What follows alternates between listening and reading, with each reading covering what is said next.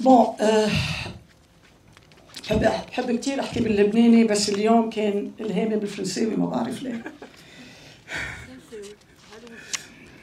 Ok, ahlan wa sahlan, c'est quand même libanais ça. Aujourd'hui, nous célébrons la prise en charge de l'art cinématographique avec la cause civique. Les problèmes du citoyen libanais, en particulier ici, la cause de l'environnement. J'aimerais remercier pour commencer Myriam Sassine, productrice de ce film, et Mounia Ael, la réalisatrice, pour avoir eu l'idée de bâtir une histoire autour de ce sujet et en avoir fait un film. Demain, je suis sûre que Mounia Ael et Myriam Sassine épouseront à bras le corps la mémoire et la cause des victimes de l'explosion du 4 août et en feront un film explosif afin que les coupables ne restent pas impunis. Elles viendront parmi nous à la fin de la projection pour nous permettre de partager avec elles nos émotions, qu'elles puissent répondre aux questions que nous pourrions avoir à leur demander, et surtout pour qu'on puisse les applaudir et les remercier. C'est le premier film au Moyen-Orient tourné selon les règles du respect de l'environnement et du développement durable. Je voudrais aussi remercier la direction des grands cinémas pour avoir mis à disposition la salle et les machines et les techniciens dont nous avions besoin pour la projection, ainsi que leur support complètement opérationnel et gastronomique, le popcorn en plus. Monsieur et Madame Salim et Randa Ramia, vous nous avez gâtés. Bonsoir les amis. Le choix du nom de ce film n'est pas anodin. Costa Brava est le nom d'une plage qui fut transformée en déchetterie il y a quelque temps déjà. Ce nom suggère ce qu'est devenu le Liban. Et ce n'est pas pour rien que ce film a gagné 14 prix. J'attends la photo des déchets, la fameuse photo du ruisseau sinueux qui a circulé sur les écrans de télévision du monde entier. Elle est presque devenue notre marque nationale. À tel point que ce sillon risquerait de figurer à la place du cèdre sur notre drapeau. Je vous choque là, hein? Oui, je cherche à vous choquer et à me choquer moi-même.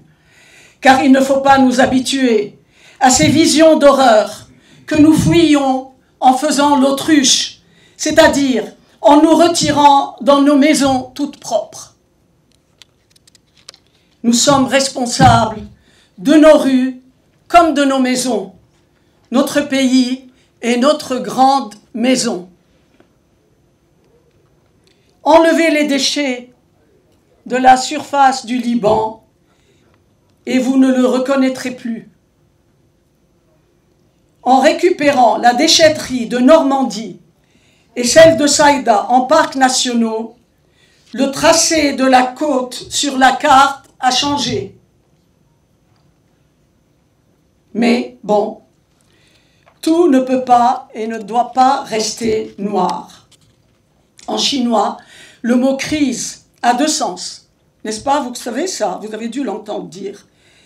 Crise égale risque et crise égale opportunité. Toute crise est une occasion pour une opportunité de changement. Depuis des années, le Liban était, et il est toujours soumis à des règles barbares de collecte des déchets. Cette crise nous ouvre grand les yeux. Beaucoup de familles, je le sais, ont essayé d'appliquer la méthode du tri des ordures chez eux.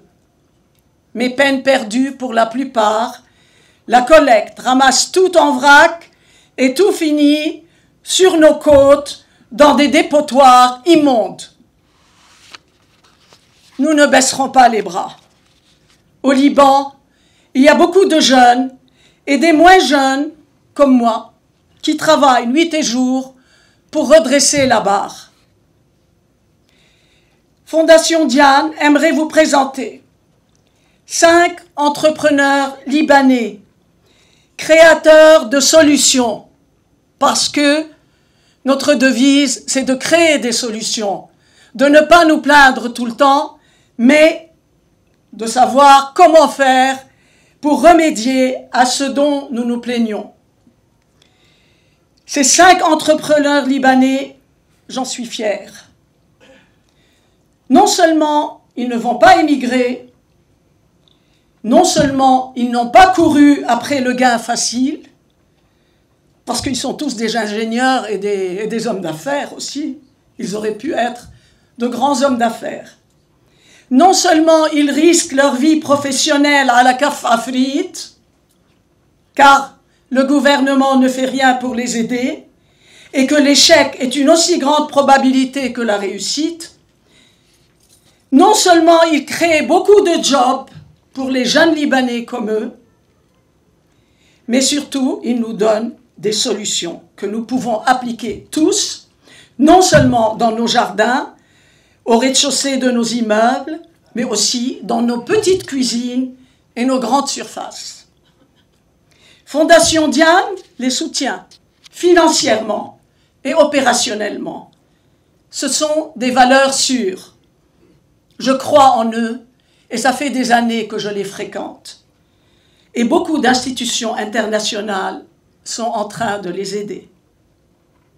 Moi, je les apprécie de tout cœur.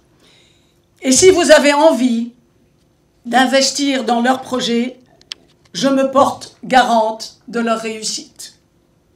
Prenez-moi au mot, hein. Je me porte garante de leur réussite.